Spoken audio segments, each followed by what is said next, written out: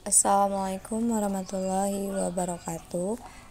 Perkenalkan, nama saya Nuramita dengan NIM A1S1222054. Di sini saya akan menjelaskan poin-poin dari Permendikbud Republik Indonesia nomor 111 tahun 2014, yaitu mengenai bimbingan dan konseling pada pendidikan dasar dan pendidikan menengah.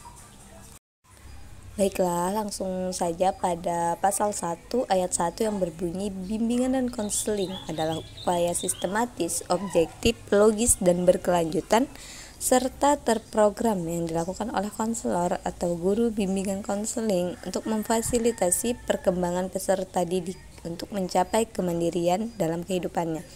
Jadi di sini BK sendiri yaitu bagaimana upaya dari seorang guru BK atau konselor membantu peserta didik atau kliennya mencapai kemandirian, seperti mengetahui potensi dirinya, juga membantu mengatasi permasalahan yang ada pada klien atau peserta didik. Nah, kemudian pada ayat kedua yaitu konseli adalah penerima layanan bimbingan dan konseling pada satuan pendidikan. Jadi pada bimbingan konseling sendiri, klien atau siswa itu dikatakan dengan konseli, yaitu seseorang yang menerima layanan bimbingan dan konseling. Kemudian ada yang namanya konselor. Nah, konselor itu adalah pendidik profesional yang berkualifikasi akademik minimal sarjana pendidikan S1 dalam bidang bimbingan dan konseling dan telah lulus pendidikan profesi guru bimbingan dan konseling. Nah, jadi konselor sendiri yaitu tenaga ahlinya, yang mana tenaga ahli tersebut telah belajar atau menyelesaikan pendidikan minimal S1 dan telah lulus pendidikan profesi. Kemudian guru bimbingan dan konseling adalah pendidik yang berkualifikasi akademik minimal pendidikan S1 dalam bidang bimbingan dan konseling dan memiliki kompetensi di bidang bimbingan dan konseling. Nah, itu sama ya. Kemudian yang poin kelima yaitu satuan pendidikan adalah sekolah dasar, madrasah ibtidaiyah, sekolah luar biasa, sekolah menengah pertama, madrasah sanawiyah, sekolah menengah pertama luar biasa, sekolah menengah atas, madrasah aliyah, sekolah menengah atas luar biasa, dan sekolah menengah kejuruan, madrasah aliyah kejuruan, dan sekolah menengah kejuruan luar biasa. Selanjutnya yaitu pasal 2. Nah, jadi pasal 2 berbunyi layanan bimbingan dan konseling bagi konseli satuan pendidikan memiliki fungsi pertama yaitu pemahaman diri dan lingkungan. Kemudian ada fasilitasi pertumbuhan dan juga perkembangan, kemudian penyesuaian diri dengan diri sendiri dan lingkungan, dan kemudian penyaluran pilihan pendidikan, pekerjaan dan karir, kemudian pencegahan timbulnya masalah, juga perbaikan dan penyembuhan, memelihara kondisi pribadi dan situasi yang kondusif untuk perkembangan diri konseli, pengembangan potensi optimal, advokasi diri terhadap perlakuan diskriminatif, dan terakhir yaitu membangun adaptasi pendidik dan tenaga kependidikan terhadap program dan aktivitas pendidikan sesuai dengan latar belakang pendidikan, bakat, minat, kemampuan, kecepatan belajar, dan juga kebutuhan konseli. Selanjutnya itu pasal 3 yang berbunyi layanan bimbingan dan konseling memiliki tujuan membantu konseli mencapai perkembangan optimal dan kemandirian secara utuh dalam aspek pribadi, belajar, sosial, dan juga karir.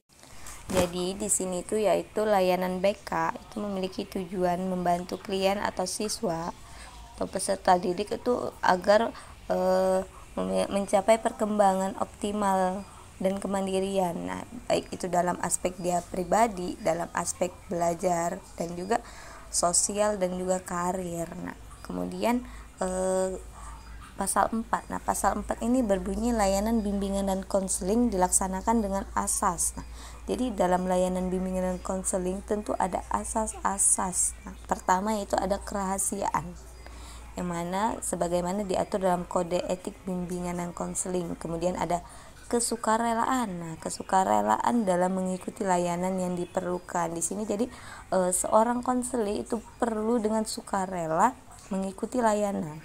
Kemudian juga ada keterbukaan dalam memberikan dan menerima informasi. Jadi asas keterbukaan ini yaitu keterbukaan bagaimana si konselor dengan terbuka memberikan informasi kepada klien, dan klien itu dengan terbuka juga menerima informasi dan juga memberikan informasi mengenai dirinya kepada si konselor. Kemudian ada asas keaktifan. Nah, yang mana di sini itu keaktifan dalam penyelesaian masalah. Bagaimana si konselor ini aktif dalam menyelesaikan masalahnya sendiri. Kemudian ada kemandirian dalam pengambilan keputusan konselor. Di sini seorang konselor dituntun untuk bisa mandiri menentukan menentukan keputusan atas permasalahan yang sedang ia hadapi.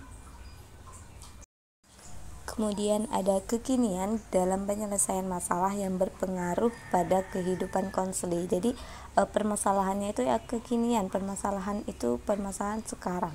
Kemudian ada juga kedinamisan dalam memandang konselor dan menggunakan teknik layanan sejalan dengan perkembangan ilmu bimbingan dan konseling. Kemudian ada keterpaduan kerja antar pemangku kepentingan pendidikan dalam membantu konselor.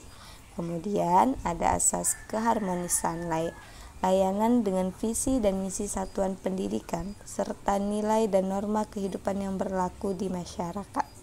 Kemudian ada keahlian dalam pelayanan yang didasarkan pada kaidah-kaidah akademik dan profesional di bidang bimbingan dan konseling. Jadi keahlian ini bagaimana seorang konselor itu memiliki keahlian dalam melakukan layanan-layanan yang ada dalam bimbingan dan konseling. Kemudian ada asas terakhir yaitu Tutwuri Handayani dalam memfasilitasi setiap peserta didik untuk mencapai tingkat perkembangan yang optimal.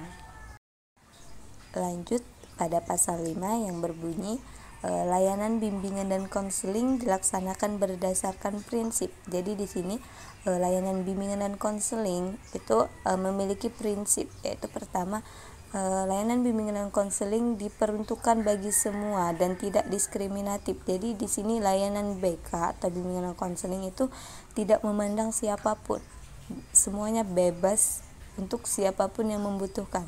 Kemudian merupakan proses individuasi. Nah, bagaimana kemudian itu ada menekankan pada nilai yang positif. Kemudian merupakan tanggung jawab bersama antara kepala satuan pendidikan, konselor atau guru BK dan pendidik lainnya dalam satuan pendidikan. Kemudian mendorong konselor untuk mengambil dan merealisasikan keputusan secara bertanggung jawab. Nah, jadi di sini setelah si konselor mengambil keputusan, ia harus bertanggung jawab pada keputusan yang telah ia ambil. Kemudian yaitu berlangsung dalam berbagai latar kehidupan. Kemudian ada prinsip selanjutnya yaitu merupakan bagian integral dari proses pendidikan, dilaksanakan dalam bingkai budaya Indonesia, bersifat fleksibel dan adaptif serta berkelanjutan. Kemudian dilaksanakan sesuai standar dan prosedur profesional bimbingan dan konseling. Kemudian juga disusun berdasarkan kebutuhan konselor. Jadi layanan yang diberikan itu disusun berdasarkan kebutuhan konselor. Setelah melaksanakan assessment, banyak assessment yaitu melaksanakan pertama mungkin pasal selanjutnya yaitu ada pasal 6 yang berbunyi ayat pertama yaitu komponen layanan bimbingan dan konseling memiliki 4 program, yaitu ada layanan dasar, layanan peminatan dan perencanaan individual, kemudian ada layanan responsif dan juga layanan dukungan sistem. Selain itu ayat kedua yang juga berbunyi bidang layanan bimbingan konseling mencakup bidang layanan pribadi, layanan belajar, layanan sosial, dan juga layanan karir. Di sini yaitu berarti bidang layanan bimbingan dan konseling itu bagaimana? Ada layanan pribadi, yaitu layanan mengenai permasalahan pribadi yang dimiliki oleh konseling. Kemudian ada layanan belajar, yaitu di sini bimbingan konseling mengenai kesulitan belajar, bimbingan dalam belajar. Nah, kemudian ada layanan sosial dan juga karir. Di sini untuk karir, yang mana bimbingan konseling ini akan membantu si konselor atau siswa menemukan kira-kira passionnya di mana, kira-kira karirnya ini cocoknya di mana. Nah, kemudian lanjut pada ayat ketiga, yaitu komponen layanan bimbingan dan konseling sebagaimana yang dimaksud pada ayat 1 dan bidang layanan sebagaimana dimaksud pada ayat 2 dituangkan ke dalam program tahunan dan semester dengan mempertimbangkan komposisi dan proporsi serta alokasi waktu layanan baik di dalam maupun di luar kelas. Nah, jadi bunyi ayat 1 dan ayat 2 tadi itu dijadikan program pada program mingguan dan juga tahunan serta semester. Nah, kemudian yang ayat keempat berbunyi layanan bimbingan dan konseling sebagaimana ayat 3 yang diselenggarakan di dalam kelas dengan beban belajar 2 jam per minggu. Jadi BK ini mendapat jam di kelas selama 2 jam per minggu untuk melakukan layanan bimbingan konseling yang telah diatur. Kemudian yang ayat terakhir, yaitu ayat kelima berbunyi layanan bimbingan dan konseling sebagaimana dimaksud pada ayat ketiga yang diselenggarakan di luar kelas. Setiap kegiatan layanan disetarakan dengan beban belajar 2 jam per minggu. Nah, sebagaimana yang di poin 4 tadi, yaitu di dalam kelas. Nah, jadi yang di luar kelas juga disetarakan dengan beban belajar 2 jam per minggu. Kemudian selanjutnya pasal 7 ayat 1 berbunyi strategi layanan bimbingan dan konseling dibedakan atas A. Jumlah individu yang dilayani, B. Ada permasalahan, dan juga C. Cara komunikasi layanan. Kemudian ayat kedua berbunyi strategi layanan bimbingan dan konseling berdasarkan jumlah individu yang dilayani sebagaimana dimaksud pada ayat 1 dilaksanakan melalui layanan individual, kelompok, klasikal, dan kelas besar. Nah, kemudian strategi layanan bimbingan dan konseling berdasarkan permasalahan sebagaimana pada ayat 1 itu dilaksanakan melalui pembimbingan, konseling atau advokasi. Kemudian ayat terakhir yaitu ayat keempat yang berbunyi strategi layanan bimbingan dan konseling berdasarkan cara komunikasi layanan sebagaimana dimaksud pada ayat 1. Pada poin C itu dilaksanakan melalui tatap muka atau media. Kemudian pasal 8 ayat 1 berbunyi mekanisme layanan bimbingan dan konseling meliputi mekanisme pengelolaan dan mekanisme penyelesaian masalah. Nah, jadi kemudian ayat 2 yang berbunyi mekanisme pengelolaan sebagaimana dimaksud pada ayat 1. Pada mekanisme pengelolaan itu merupakan langkah-langkah dalam mengelola program bimbingan dan konseling pada satuan pendidikan yang meliputi langkah ada analisis kebutuhan, perencanaan, pelaksanaan, evaluasi, pelaporan, dan tingkat lanjut pengembangan program. Nah, jadi dalam melakukan pengelolaan program bimbingan konseling itu tentu ada langkah. Yang pertama, menganalisis kebutuhan, apa yang dibutuhkan oleh konseli. Setelah kita mengetahui apa yang dibutuhkan konseli, kita melakukan perencanaan program apa yang cocok gitu. Kemudian ada pelaksanaan. Nah, bagaimana kita melaksanakan program tersebut. Setelah pelaksanaan, tentu kita harus mengevaluasi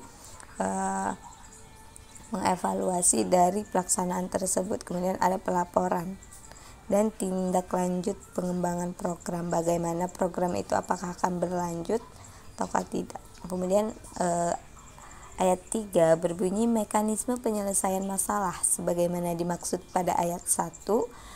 Mekanisme penyelesaian masalah merupakan langkah-langkah yang dilakukan oleh konselor dalam pelayanan bimbingan dan konseling kepada konseli atau peserta didik dengan langkah yaitu pertama mengidentifikasi, kemudian mengumpulkan data. Setelah mengumpulkan data itu kita menganalisis data yang diperoleh, kemudian kita mendiagnosis kira-kira apa yang sedang dialami, kemudian diprognosis, selanjutnya perlakuan, dan juga ada evaluasi dan tindak lanjut pelayanan.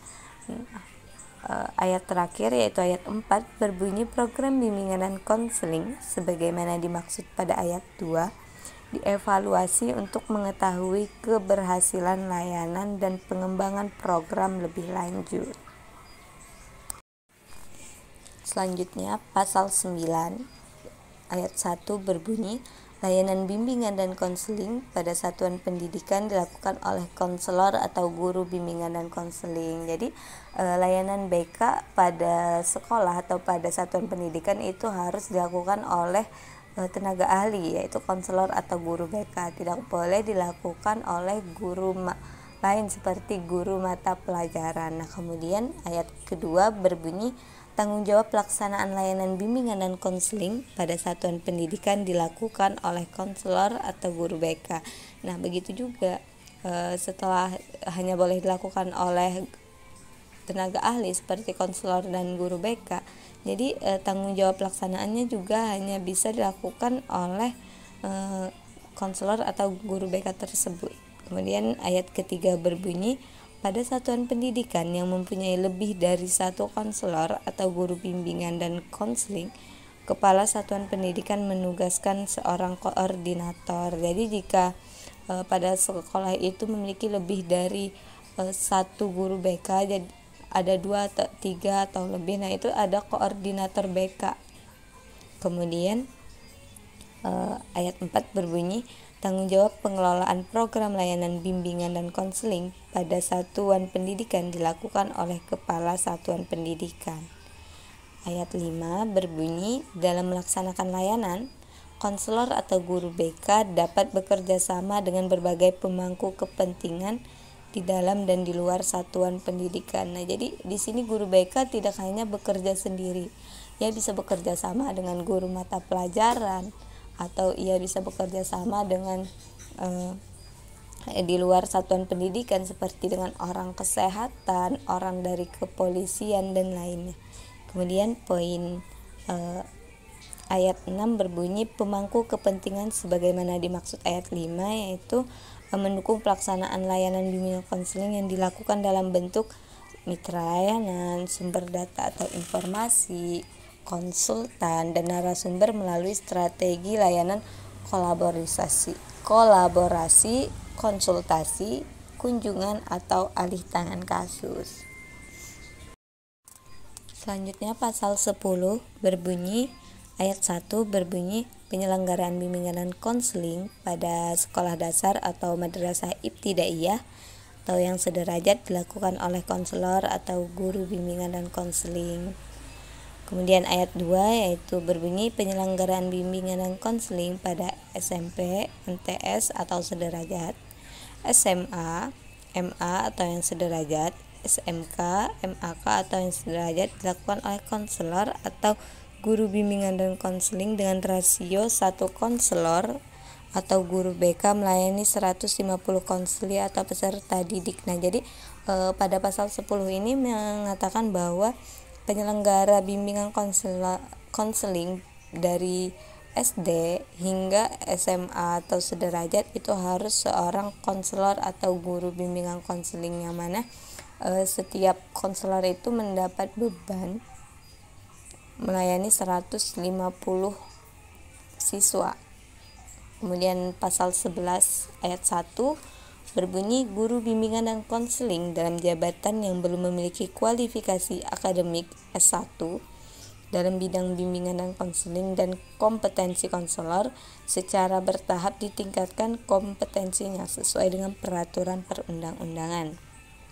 Kemudian ayat 2 berbunyi calon konselor atau guru BK harus memiliki kualifikasi akademik S1 dalam bimbingan dan konseling dan telah lulus pendidikan profesi guru BK.